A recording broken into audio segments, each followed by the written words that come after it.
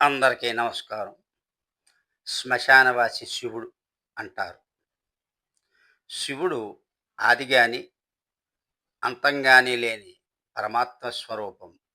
బ్రహ్మ సృష్టి, విష్ణు పాలన మరియు రుద్ర లయం తత్వాలను కలిగిన పరబ్రహ్మ పరమేశ్వరుడని బ్రహ్మశ్రీ చిలకమర్తి ప్రభాకర చక్రవర్తి శర్మ గారు తెలియజేశారు. శివుడు శూన్యతత్వాన్ని సూచిస్తాడు. అంటే ఎలాంటి ఆకారము లేకున్నా సమస్త జగత్తుని తనలో కలిపి పరిపూర్ణ తత్వం. మనం పరమేశ్వరుని భక్తి శ్రద్ధలతో ఆరాధిస్తూ ఉంటాం. శివుడు శ్మశానవాసి అని పురాణాలు చెబుతున్నాయి. ఆయన శ్మశానంలో నివసిస్తాడని మనం నమ్ముతాం. దీనికి ఆంతర్యం ఎంతో లోతైన ఆధ్యాత్మికతతో నిండి ఉంది. శివుడు శ్మశానంలో ఉండడానికి అనేక కారణాలు ఉన్నాయి. మొదటిది శుద్ధి.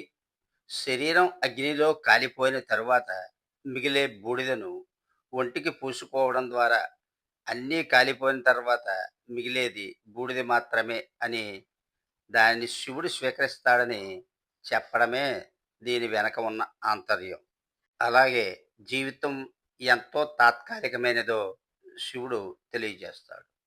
భయం మరియు అహంకారం తొలగింపు రెండోది.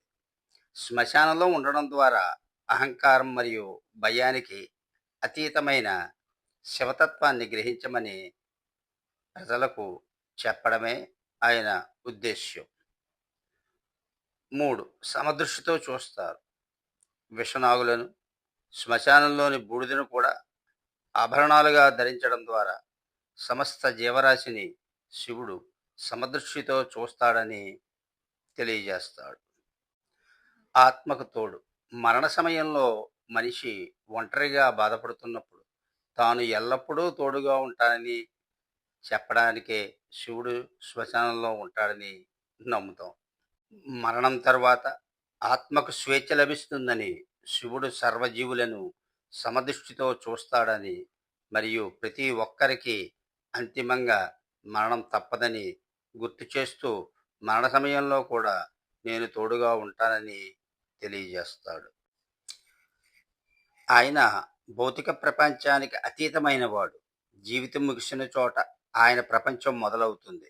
అలాగే అన్నిటినీ లయం చేసేవాడు కనుక జీవితంలో మంచి చెడు పాపం అజ్ఞానం వంటి వాటిని నాశనం చేయడానికి ఆయన శ్మశానంలో ఉంటాడు.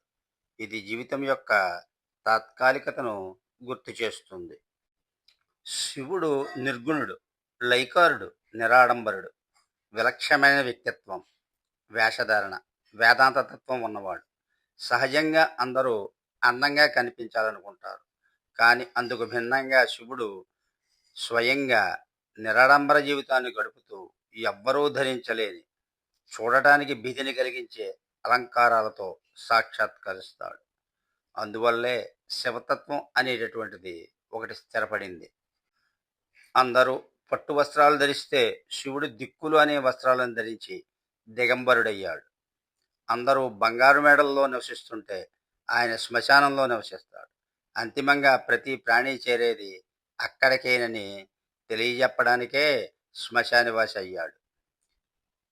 అయినా లయం చేసేది మనుషుల్లో దాగి ఉన్న చెడు పాపం అజ్ఞానం, కోరికలు బంధాలు, శారీరక మానసిక దోషాలు, దుష్కర్మలు, ఇంద్రియాలు, భౌతికాలను మంచి చెడులను విచక్షణ పోయినప్పుడు శివుడు ఈ ప్రపంచాన్ని లయం చేస్తాడు. అప్పుడే నూతన సృష్టి జరుగుతుంది. అత్యంత రహితమైన లింగతత్వమే ఆత్మ. ప్రతి దేహంలోనూ ఆత్మ అనే లింగం ఉంటుంది. ఆ లింగ స్వరూపుడే శివుడు. శివుడు అందువల్ల శరీరం నుండి ఆత్మలేని జీవుడు శివుడు వేరు కాగానే వెళ్ళిపోగానే శుభప్రదమైన దేహం శివము నుండి అమంగళకరమైన శవముగా మారిపోతుంది. అనంత నిరాకార పరబ్రహ్మ చిహ్నం లింగం. దేహం మీద మమకారం ఎంత పెంచుకున్నా చివరకు మిగిలేది బూడిదేనన్న జ్ఞానం అణువణువున వంట పట్టించుకోవాలన్న ఉపదేశాన్ని అందిస్తుంది. పరమేశ్వరుడి శరీరం మీద బూడిద, త్రిపుండ్రం అంతిమయాత్రలో మనకి తోడెవ్వరు ఉండరు. తాను మనతో ఉన్నాననే భరోసా ఇవ్వడానికి శివుడు శివతత్వం మనం తెలుసుకోవాలి. బూడిదనే విభూది మానవులకు చావు పుట్టుకలు అనివార్యమని భగవద్గీత కూడా బోధిస్తోంది. మరణించిన వ్యక్తి చివరికి బూడిదిగా మారి పంచభూతాలలో కలిసిపోతాడు. శివుడు శరీరం మీద ఉండే బూడిద లౌకిక సుఖాల నుంచి దూరంగా ఉండి ఆధ్యాత్మిక దిశగా మనసు మళ్లించాలని మనకు చెబుతోంది.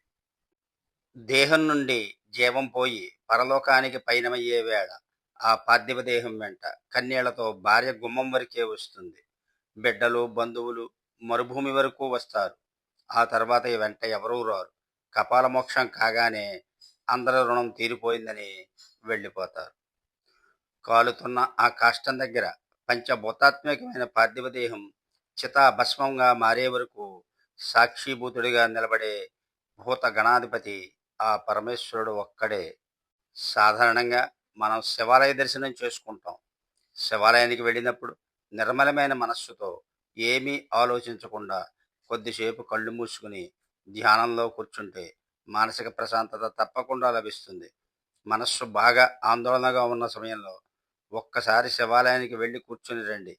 మీకు స్పష్టంగా తేడా గమనిస్తారు. అందువల్ల శివాలయం కూడా శ్మశానం వంటిదే అన్నారు పెద్దలు. శివుడు శ్మశానానికి అధిపతి ఎలా అయ్యాడో చూద్దాం. ఒకసారి కైలాసంలో శివుడు పార్వతి మధ్య తీవ్ర చర్చ జరిగింది. పార్వతి కోపంతో శివుడిని కైలాసం తన ఇల్లు కాబట్టి దాన్ని విడిచిపెట్టమని కోరింది. ఆ క్షణంలోనే శివుడు కైలాసం నుండి బయటికి వచ్చాడు. కానీ ఎక్కడికి వెళ్ళాలి? వైకుంఠం విష్ణువు స్థలం, సత్యలోకం బ్రహ్మస్థలం. అతను వాటిలో దేనికి వెళ్ళలేడు. ఇప్పుడు ఆయన లోతుగా ఆలోచించడం ప్రారంభించాడు. శివుడు తన సొంత ఆలోచనలో మునిగిపోయాడు. ఆ దారిలో వెళుతున్న నారదుడు చూశాడు. శివుడి దగ్గరికి వచ్చి ఏం జరిగిందని అడిగాడు. అప్పుడు శివుడు ఏం జరిగిందో వివరించాడు. ఇప్పుడు అతనికి ఉండడానికి స్థలం లేదు. ఎక్కడికి వెళ్ళాలా అని ఆలోచిస్తున్నాడు. అది విన్న నారదుడు శ్మశానికి వాటికి ఉండడానికి ఉత్తమమైన ప్రదేశం అని చెప్పాడు. ఎందుకంటే ఇబ్బంది పెట్టడానికి ఎవరూ లేరు. శివుడు కూడా శ్మశానికి వాటిలో ఉండడానికి ఉత్తమమైన ప్రదేశమని గ్రహించాడు. ఆయన శ్మశాన వాటికి వెళ్ళి తన శరీరానికి బూడిద పూసుకుని అక్కడే ధ్యానం చేయడం ప్రారంభించాడు. అందువల్ల శివుడు శ్మశానవాసి అయ్యాడని కొందరు పండితుల అభిప్రాయం.